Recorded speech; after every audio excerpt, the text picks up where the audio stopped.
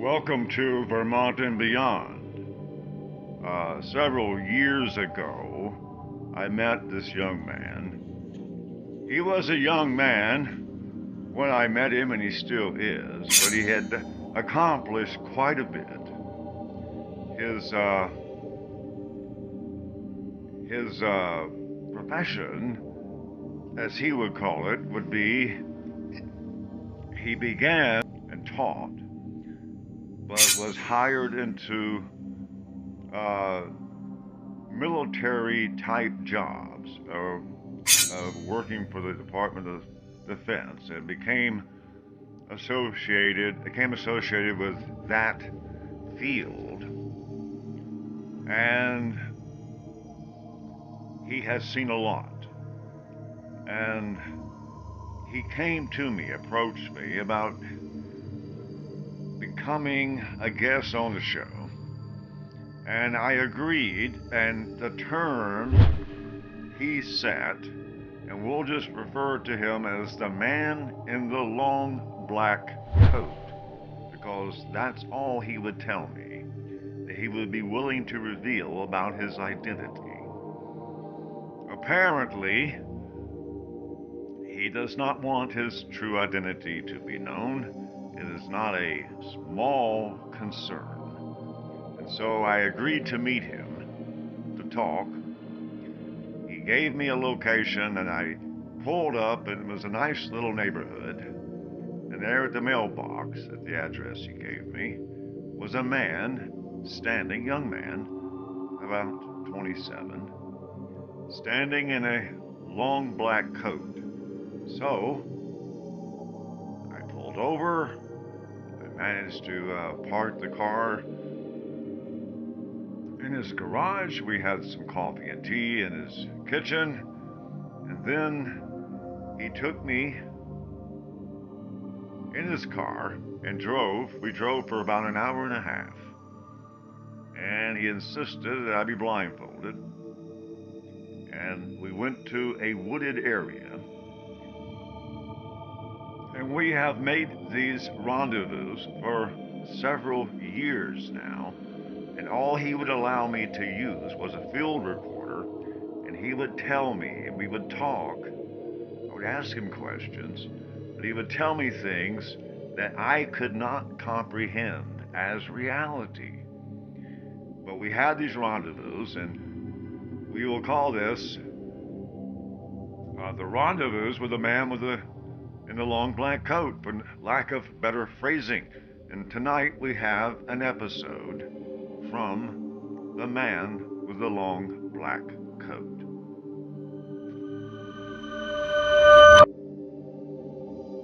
Planet, basically, and you could be part of the Pleadian Empire. But if you choose not to do that, then you're left to your own fate with the Greys, basically. Yeah, basically, yeah. And so basically, the Earth refused to do that. Well, Earth hasn't done anything in unison. Well, that's why, yeah, basically, nobody, they had a meeting with all the world leaders, with the Pleadians, and, it has to be a unanimous decision. That's part of the Pleadian law, basically. You have to elect them to power unanimously. And every country got a vote, and it wasn't unanimous. There were a couple holdouts, United States being one, I think, and maybe have, Russia too. Basically, United States and Russia held out. They refused to disarm their nuclear weapons because they just didn't trust anybody, and so, the Pleadians left. But what the Greys basically did was cause, in these supposed votes where you have to have unanimous, ever how that's conducted. Mm-hmm. The Greys were playing that as their whole game because they were dividing people.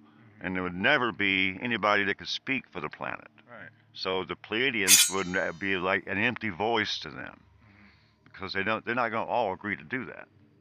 Well, they should, but they don't work together. But basically, what it was is they probably wouldn't believe them about the Greys, because the Pleadians get here first, because they're, Why would they get here first? They just did. They just perhaps didn't, they didn't trust the Pleadians, and they just refused to disarm themselves. So here's the fact that you're trying to get to the American public, is that Pleiadians and the Greys, whatever they are, have been at war for a very long time. And there was an incident that we call the Fresco Incident, and where humanity basically joined officially this war. And now, like it or not, the Earth is in a galactic war that we don't even tell our people we're fighting. But we've already entered the war because the Fresco Incident was a critical mass for the technology that we've been accepting. So you know what might be the city called Fresco, Texas. They showed up shortly there before the Kennedy assassination. Like Roswell, the Fresco by Roswell. Yeah. So the incident at Fresco, Texas. Well, basically in Fresco, Texas, the Greys showed up and they managed to mind control whatever. What did they do when they showed up, and who did they show up with? That's what I'm getting at. What was the guy that shot Kennedy's name? Oswald. Oswald. Yeah. So okay. Basically, they mind controlled him and used their alien mind control to make him shoot the president because that. Well, how can they just do that? Well, that's just part of their powers. And perhaps they infiltrated a few weeks earlier, and they basically got a clone.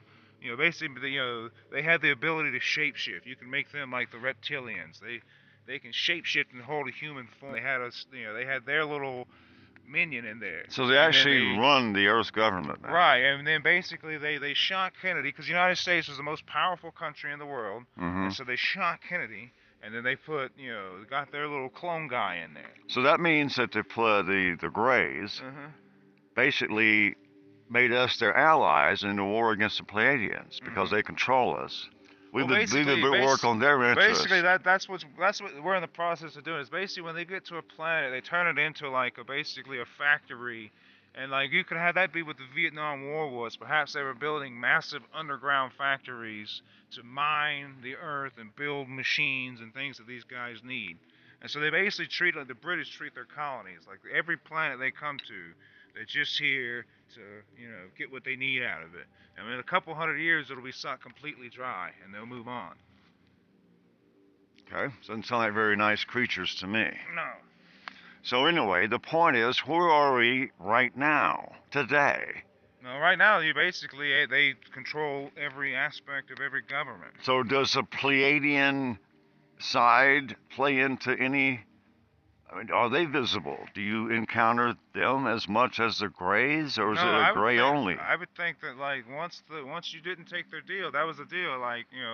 Either you join us or you're on your own. So we're not coming back. So the U.S. government, and then we'll assume that time was the closest they could have conceived of a unified leader to talk to. Into World War II, nuclear weapons. He is the leader. Perhaps you could have it that way. They only talk to Russia and the United States. They talk to the ones that matter, nobody else. That's the only two. Yeah. Basically, if those two made the decision, the whole world would go along pretty quickly. Between the two of them, they controlled the world for sure. So it was two warlords, and they went, "Hey, both sides got the offer to discuss." Basically, disarm their nukes, sign a permanent armistice and peace treaty with each other, and join the Pleadian galactic empire. And they would be paradise very quickly. Not paradise, but they would at least protect you from the Greys. The Greys are coming, but they'll help you fight them off.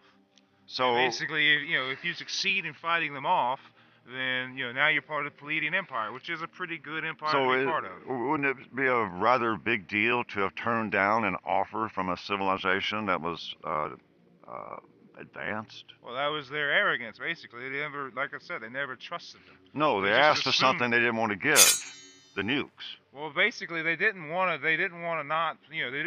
agree to a truce with each other. Basically, they just. Well, neither side trusted the other to take for it. They thought, if I take care of mine, he'll bomb me tomorrow. Right. Yeah. And both sides felt that way. They didn't trust their enemy enough to do it. Right.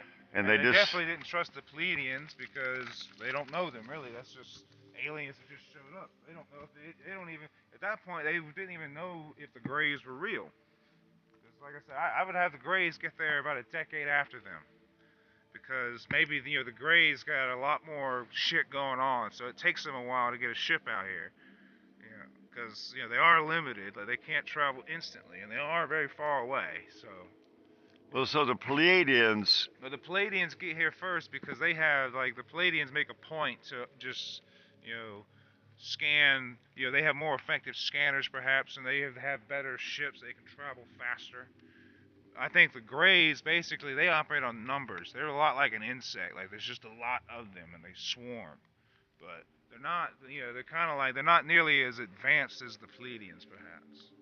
The Pleadians have better traveling technology. Basically, the barbarians. Exactly, yeah. And they really are that. Yeah. And that's really the end of it. They want to pretend to be otherwise, but push comes to shove, that's what they resort to, barbarism. Right. Okay, I gotta put this up. I gotta walk.